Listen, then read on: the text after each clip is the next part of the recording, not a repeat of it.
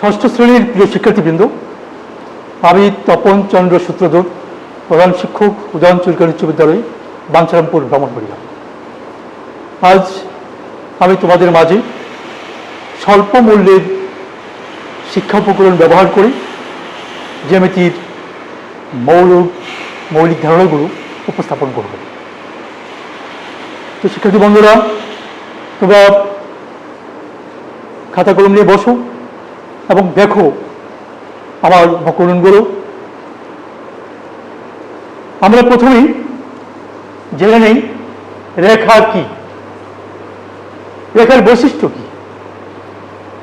আমরা যদি প্রথমে একটি রেখাকে আমরা এইভাবে দেখাতে চাই, এই যে আমার হাতে একটি রেখা দেখতে পাচ্ছ, এটা কি এইদিকে বাড়ানো যাবে, এটা এইদিকে বাড়ানো যাবে। তার মানে তার কোনো নির্দিষ্ট দৈর্ঘ্য নেই, তাই তার কোনো প্রান্ত বিন্দুও নেই। তাই আমরা বলতে পারি যে এবি একটি রেখা, এটা এই বিন্দু, এটা বি বিন্দু, তাহলে এবি একটি রেখা। এখন আমরা রেখাংশ কি সেটা যদি জানতে চাই, বন্ধুরা তুমি একটু দেখো ভালো করে। এই যে রেখাংশ দেখতে পাচ্ছ, এটা ইচ্ছে করলে এদিকে বাড়ানো যাবে না, এটা ইচ্ছে করলে এদিকে বাড়ানো যাবে না। তার মানে তার নির্দিষ্ট একটা দৈর্ঘ্য আছে। যেহেতু নির্দিষ্ট দৈর্ঘ্য আছে, তার প্রান্ত বিন্দু আছে, দুইটি প্রান্ত বিন্দু, এখানে প্রান্ত বিন্দু, এখানে প্রান্ত বিন্দু। এখানে এবি একটি নির্দিষ্ট রেখাংশ।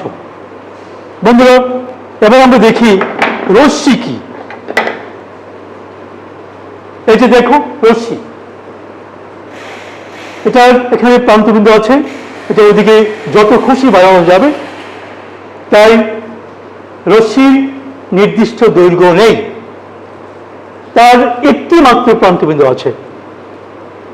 চিত্রে এবি একটি রশ্মি।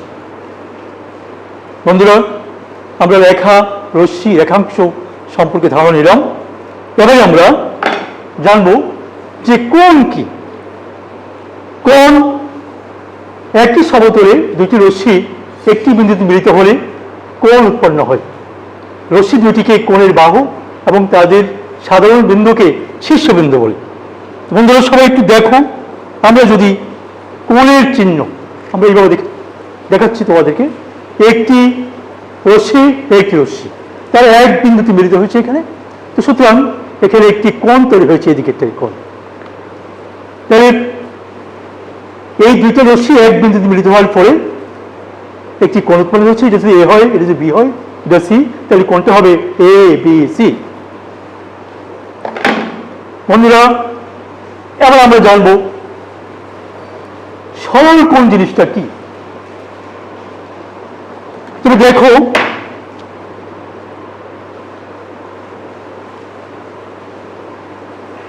একটি সরল কোণের চিহ্ন। এই সরল কোণের মান দুই সমকোণ বা 180 ডিগ্রি। অর্থাৎ যে কোণের মান 180 ডিগ্রি বা দুই সমকোণ, তাকে সরল কোণ বলে। আমরা আবার জানব সন্নিহিত কোণ। বন্ধুরা, তুমি দেখতে পাচ্ছ যে এখানে সন্নিহিত কোণের অনেকগুলি ছবি দেওয়া হয়েছে, 1 2 3। তাহলে আমরা প্রথম ছবিটি নিয়ে দেখি। এই যে দেখেছ, এটি একটি সন্নিহিত কোণ। সংজ্ঞাটা হলো, এই যে দুইটা কোণ দেখতে পাচ্ছ, যদি দুইটি কোণে একটি সাধারণ বাহু থাকে, এই বাহুটা কমন, এবং কোণ দুইটি যদি এই সাধারণ বাহুর বিপরীত দিকে অবস্থান করে, তাহলে কোণ দুইটিকে পরস্পর সন্নিহিত কোণ বলা হয়। তো সন্নিহিত কোণের চিহ্ন এখানে আমরা দিয়েছি। এর একটি রেখা, উড়ি লম্ব, এই দুইটা পরস্পর সন্নিহিত কোণ।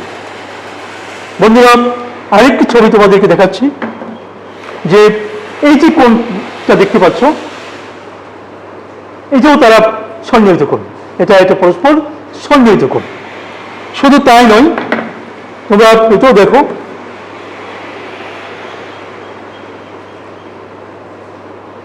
তারা পরস্পর সন্নিহিত কোণ। বন্ধুরা আরেকটি ছবি দেখো। আমরা যদি 3 নম্বর ছবিটা দেখাতে চাই, এই যে দুইটা কোণ দেখতে পাচ্ছ, এই দুইটা কোণের একটি সাধারণ বাহু এবং সাধারণ বাহুর বিপরীত দিকে দুইটা কোণ অবস্থিত, সুতরাং তারা পরস্পর সন্নিহিত করবে। বন্ধুরা আমরা এবার জানবো বিপ্রতীপ কোণ কি। এখানে বিপ্রতীপ কোণের দুইটা সংজ্ঞা দেওয়া হয়েছে, তোমরা সবাই এই ছবিটা খেয়াল করো। আমরা সংজ্ঞা দিচ্ছি এখানে, কোন কোণের বিপরীত রশ্মিদ্বয় যে কোণ তৈরি করে তাকে ওই কোণের বিপ্রতীপ কোণ বলে। আমরা দেখো এখানে এই রশ্মি এটাকে যদি আমরা বিপরীত দিকে এদিকে বাড়াই, এটাকে যদি আমরা ওদিকে বাড়াই, তাহলে এখানে যে কোণটা ঠিক অনুরূপ কোণ এখানে তৈরি হয়েছে, সুতরাং এই কোণটার বিপরীত কোণ হচ্ছে এটা। অপরদিকে এই উপরের কোণটার বিপরীত কোণ হচ্ছে নিচেরটা। বন্ধুরা আশা করি আজ থেকে বিপ্রতীপ কোণ তথা যে আলোচনাগুলি করছি তোমরা বলে যাবে না। আমরা আরেকটি জিনিস এখন দেখাচ্ছি, পূরক কোণ। ঠিক আছে বন্ধুরা, পূরক কোণ কখনো নিজে নিজে হয় না, একটি আরেকটির পূরক। তাহলে আমরা একটি ছবি থেকে তোমার দেখাচ্ছি। বন্ধুরা তোমরা কি দেখো, এই যে ছবিটা দেখতে পাচ্ছ এখানে, এই কোণটা এক সমকোণ। তাহলে এখন যদি আমরা এই কোণটাকে একটু ভাগ করে নেই, তাহলে কিন্তু এই দুইটা কোণের যোগফল এক সমকোণ বা 90 ডিগ্রি হবে। তাহলে একটা কোণ হচ্ছে আরেকটার পূরক কোণ। তো বন্ধুরা দেখো ভালো করে, দুইটি কোণের সমষ্টি 90 ডিগ্রি বা এক সমকোণ হলে তাদের একটিকে বলা হয় অপরটির পূরক কোণ। আমরা বলতে পারি এই কোণটা হলো এটার পূরক কোণ, অপরদিকে এটা হচ্ছে এটার পূরক কোণ। এবার আমরা জানবো সম্পূরক কোণ কি। একইভাবে যে সম্পূরক কোণ, বন্ধুরা সম্পূরক নিজে নিজে হয় না, একটি আরেকটির সম্পূরক। তোমরা এই ছবিটা একটু খেয়াল করো যে এখানে দুইটা কোণ দেওয়া আছে, এখানে 1, 2। এই দুইটা কোণের যোগফল 180 ডিগ্রি বা এক সরল কোণ বা দুই সমকোণ। দুইটি কোণের সমষ্টি 180 ডিগ্রি হলে তাদের একটিকে বলা হয় অপরটির সম্পূরক কোণ। এটার সম্পর্ক হচ্ছে এটা, অপরদিকে এটার সম্পর্ক হচ্ছে এটা। তা আমরা এখানে চিত্রে উল্লেখ করেছি। বন্ধুরা সবাই একটু দেখো যে চিত্রে এ ও ডি কোণ হচ্ছে বি ও ডি কোণের সম্পূরক কোণ। আমরা এবার জানছি আমরা সম্পূরক কোণ কি। দুঃখিত, আমরা এবার দেখব সমকোণ কি। বন্ধুরা সবাই একটু দেখো একটি সমকোণের চিত্র। যে কোণের পরিমাণ 90 ডিগ্রি তাকে বলা হয় সমকোণ। তাহলে আমরা এখানে যদি এ হয় এটা বি হয়, যদি সি হয়, তাহলে এ বি সি একটি সমকোণ। আমরা সমকোণের সংজ্ঞা অন্যভাবে দিতে পারি। বন্ধুরা সবাই একটু দেখো, একটি রেখার উপর একটি রশ্মি দণ্ডায়মান হলে যে দুইটি সন্নিহিত কোণ উৎপন্ন হয়, তো কোণদ্বয় যদি পরস্পর সমান হয় তাদের প্রত্যেকটিকে বলা হয় এক একটি সমকোণ। বন্ধুরা এবার তোমরা লম্ব কাকে বলে সেই জিনিসটা আমরা জানবো। যে লম্ব সংজ্ঞা আমরা দুইভাবে দিতে পারি। এখানে একটি সমকোণ তোমরা দেখতে পাচ্ছ, আর সমকোণের সন্নিহিত বাহু দুইটা, একটা দুইটা। সমকোণের সন্নিহিত বাহুদের একটিকে বলা হয় অপরটির উপর লম্ব। যেমন উপরের রশ্মিটা হলো নিচের রশ্মির উপর লম্ব, অপরদিকে এটা হচ্ছে নিচেরটার উপর লম্ব। তো সুতরাং আমরা লম্বের সংজ্ঞা দিতে পারি, সমকোণের সন্নিহিত বাহুদের একটিকে বলা হয় অপরটির উপর লম্ব। অথবা আরেকভাবে আমরা সংজ্ঞায়িত করতে পারি, একটি বিন্দু থেকে একটি রেখার উপর যতগুলি রেখাংশ টানা হোক না কেন, তার মধ্যে সবচেয়ে ক্ষুদ্রতম দৈর্ঘ্য দূরত্বকে বলা হয় লম্ব। বন্ধুরা এবার আমরা দেখি সূক্ষ্ম কোণ কি। সূক্ষ্ম কোণ কথাটি বন্ধুরা সমকোণের চেয়ে ছোট। এখানে দেখতে পাচ্ছ এই যে একটি সমকোণ, এটা 90 ডিগ্রি। আমরা যদি এখানে 90 ডিগ্রির চেয়ে একটু ছোট কোণ আঁকতে চাই, তাহলে তোমরা একটু দেখো, এই যে এখানে একটি কোণ দেখতে পাচ্ছ,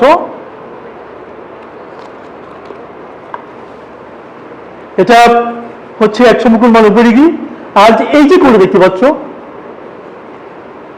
এটা হচ্ছে এক সমকোণের চেয়ে ছোট, তাই এই কোণটাকে বলবো আমরা সূক্ষ্মকোণ। চিত্রে এ ও বি কোণ হচ্ছে একটি সূক্ষ্মকোণ। বন্ধুরা, আমরা এবার দেখব স্থূলকোণ কি।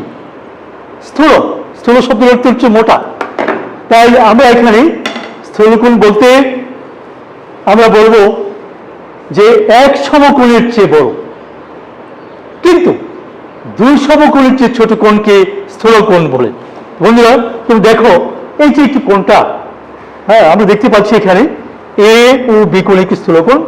আমরা যদি এই কোণটাকে আমরা যদি দেখো এক সমকোণের চেয়ে বড় কিভাবে, এটা এক সমকোণ। আমরা যদি এখানে এটাকে দেখি এইভাবে, দেখো অবশ্যই এই যে কোণটা এই এক সমকোণের চেয়ে অনেক বড়। আবার দেখো আমাদের এখানে এই যে কোণটা আছে, এর সরল কোণ, দুই সমকোণ, এক সমকোণের চেয়ে বড়। আবার দেখে গেল এই কোণটা, এটা হলো সবথেকে দুই সমকোণ, দুই সমকোণের চেয়ে এই কোণটা ছোট, তাই এটাকে বলবো আমরা স্থূলকোণ। আমরা বলতে পারি এক সমকোণের চেয়ে বড় কিন্তু দুই সমকোণ চেয়ে ছোট কোণকে স্থূলকোণ বলে। বন্ধুরা, আমরা সবশেষ আলোচনায় আছি আমাদের প্রবৃদ্ধ কোণ। প্রবৃদ্ধ কোণের সংজ্ঞা আমরা প্রথমে একটি সূক্ষ্মকোণ দিয়েছিলাম। আমরা সূক্ষ্মকোণের সংজ্ঞাটা এক সমকোণের ছোট কোণকে সূক্ষ্মকোণ বলে। বন্ধুরা, আমরা সবসময় চিন্তা করি এই যে একটা কোণ, এটা আমি করে এ বি সি কোণ, এটা সূক্ষ্মকোণ আমরা বলে থাকি। কখনো আমরা এই দিকে যে একটি কোণ আছে সেই কোণটা আমরা চিন্তা করি না। তাহলে এই কোণটাকে বলা হয় প্রবৃদ্ধ কোণ। অর্থাৎ দুই সমকোণ অপেক্ষা বড় কিন্তু চার সমকোণ অপেক্ষা ছোট কোণকে প্রবৃদ্ধ কোণ বলে। বন্ধুরা, তুমি একটু দেখো যে এখানে আমরা